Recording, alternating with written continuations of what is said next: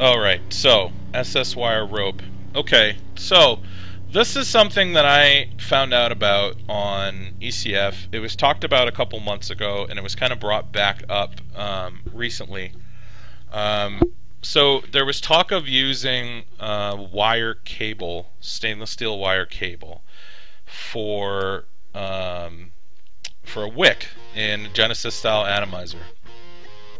That is what I am using right now in this Somnium, is stainless steel cable.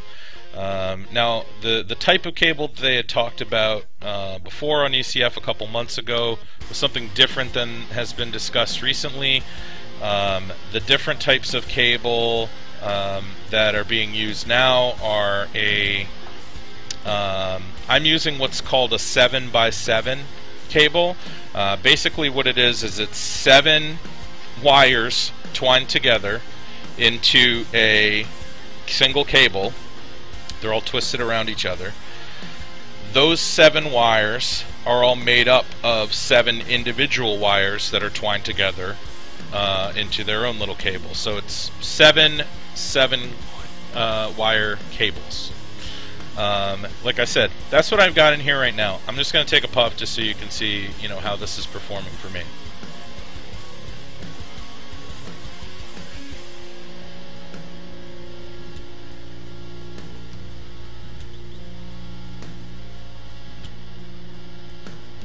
So that was a good hit.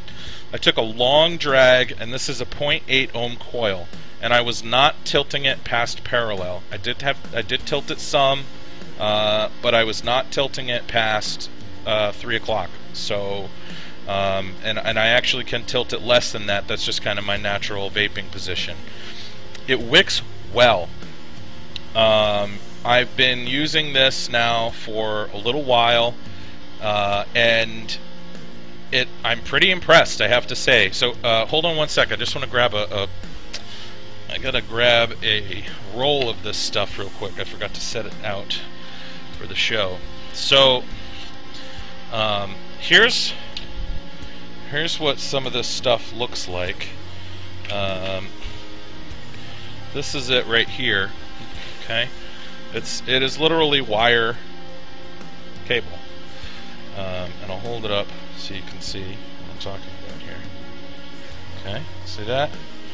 And you can see really close that those individual strands are made up of 7 individual strands each. See if I can get it to focus so you can look down the center of it there a little bit. Yeah, see that? Okay, so there's a few things that I really like about this stuff.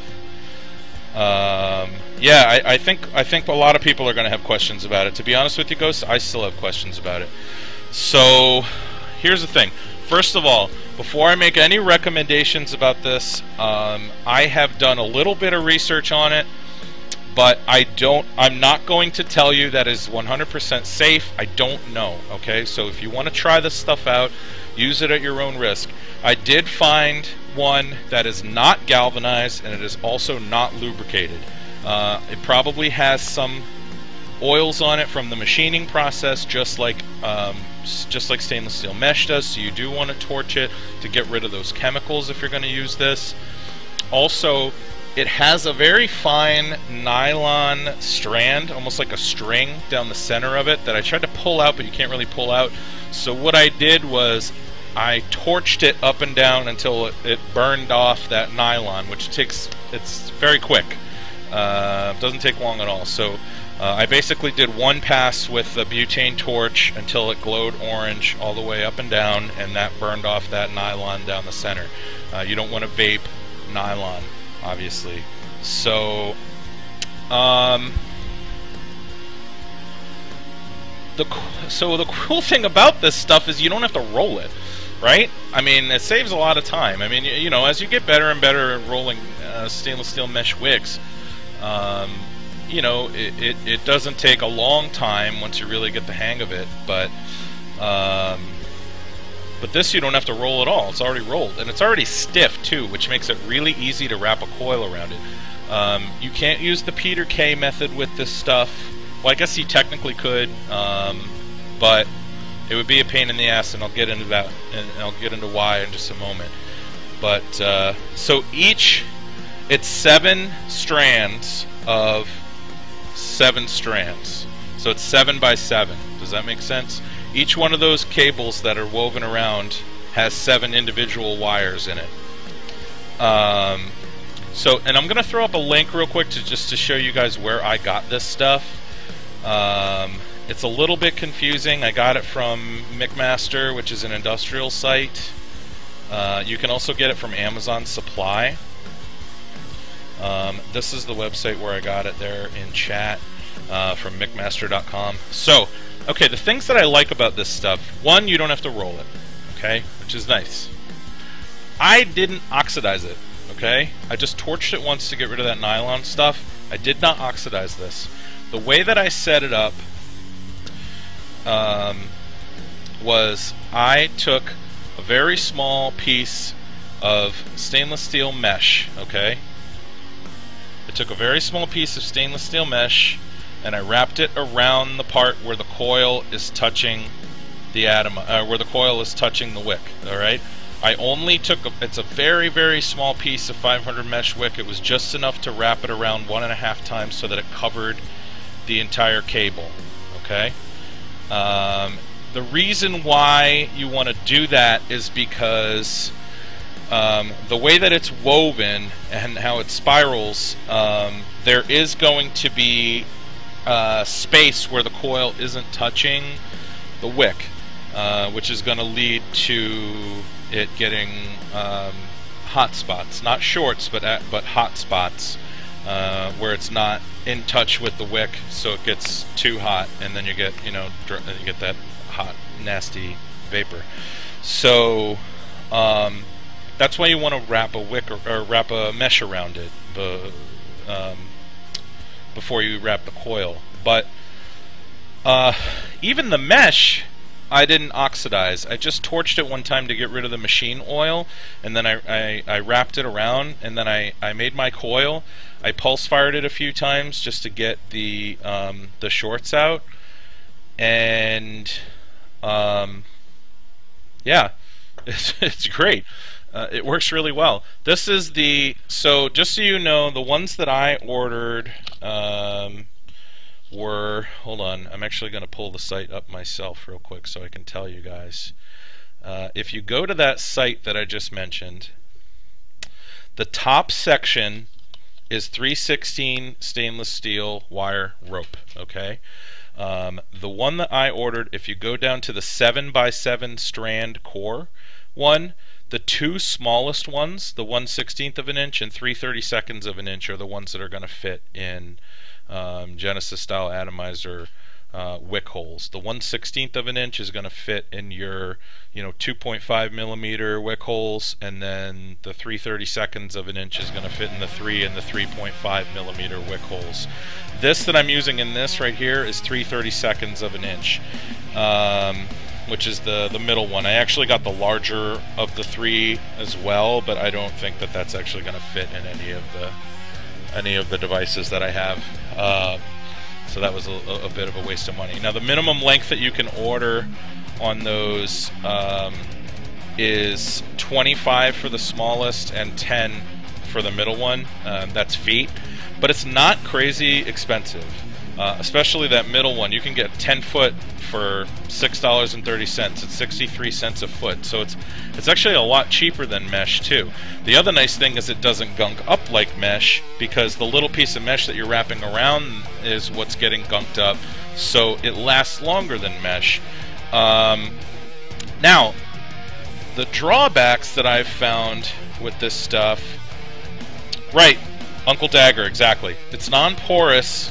So here's the thing, it still does wick via capillary action because of the spaces and the way that it's angled. It doesn't wick as far via capillary action.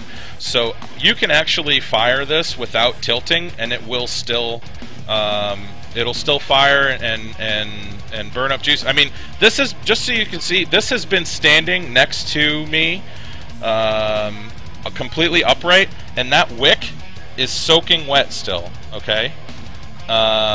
I don't know if you can see that, but it is still soaked all the way to the top. So it is actually wicking via capillary action. However, it doesn't wick as far. One thing that I did notice with this is if you let the juice get down below halfway, then you have to start to tilt to get it to wick all the way up the wick. But it wicks really fast. Yes, and I use wire cutters to cut it. That's correct. Yeah, Uncle Dagger, that's exactly, you know, I was actually kind of in awe. I wasn't expecting it to wick via capillary at all. I think it's the way that I think it's the angle of the braid. It's actually kind of channeling it upwards, and the crazy thing about it is how fast it wicks.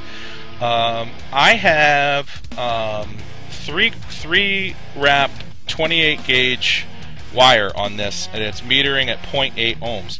I had originally built this coil at 1.2 ohms, and I had to take a wrap off because this wire rope was over wicking, even with no tilt. It's really, I have to say, I'm very impressed. It's working really well. And it's also wicking via capillary action up the center, because there's one of those 7 coiled strands is running up the center, and there's space in between that and the 6 that surround it as well. So there is actually some decent capillary action going on. Now, like I said, the negative there is it doesn't wick as far up as it will via capillary action on a stainless steel mesh wick. So you kind of have to, you know, you have to tilt it as it gets further and further down. I haven't had to tilt it past 3 o'clock. I've never had to do the drink vape like you see some people do, which I think is silly. But it works really well, and it's really easy to set up. You know, one of the nice things about the fact that it's so stiff, and the fact that you just wrap that little tiny piece of mesh around it, it's really preventing you from wrapping the coil too tight, which is going to cause a lot of the issues that people have with shorts. So you don't have, you know, you can do a pulse fire oxidation, and it works really well. I mean, I got this thing set up in probably like I don't know, like 3 minutes, and this was my first try. I've had this on here for about a week, and it's working fantastic. So I'm gonna take another vape actually.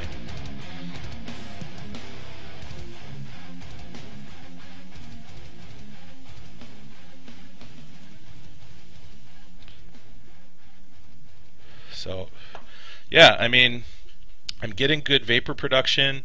I'm getting good flavor from it. I don't notice a difference in the quality of the vape. You know, like I said, this is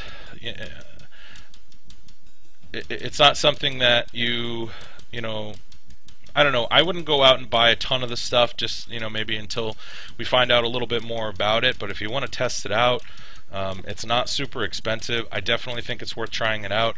I don't see there being any health issues with it that you wouldn't have from using stainless steel mesh, because this is untreated. What I've been using, 316, which is the you know, implant grade surgical stainless, which is a little more resistant to corrosion than the 304 grade. It's actually better too because it doesn't conduct electricity as well, 316 stainless. So that'll also have less issues with shorts and hot spots. So yeah, exactly, yeah. The McMaster will pop the price up on that, but for now, no, not that I'm aware of. I mean, it really hasn't gotten a lot of traction yet. There's one thread on it over on ECF. You know, there was a thread a couple months ago that didn't really take off. There's another thread that's active right now. That guy Shorty Jacobs that I mentioned. I told him that I was going to mention his name on the show. So, you know, I know he's been doing some testing with it as well. But it's it works well. I mean, it's working better than I expected it to be honest with you. I didn't think that it was going to wick as well as it does. The only drawbacks that I've had are, as I mentioned, that it doesn't wick as fast. I'm sorry, it doesn't wick as far.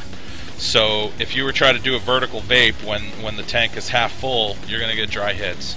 But yeah, other than that, it works really well. And then it's got that little nylon thread down the center of it that you're going to want to burn off too, because you don't want to vape plastic. So at least I don't want to vape plastic. I wouldn't recommend it touching the bottom of the tank because it does still conduct electricity. That's just going to give you the potential for more shorts. You don't want it to touch the center post on the inside of the tank either. But that's just something that you want to avoid in general with anything that's conductive that you use as a wick. It'll just make your life easier, and you'll have a lot less hot spots and shorts to work out if you don't have it touch the bottom of the tank. It also depends on the tank too. If the tank is stainless steel on the bottom, then I wouldn't have it touched, but if it's not, then you're okay.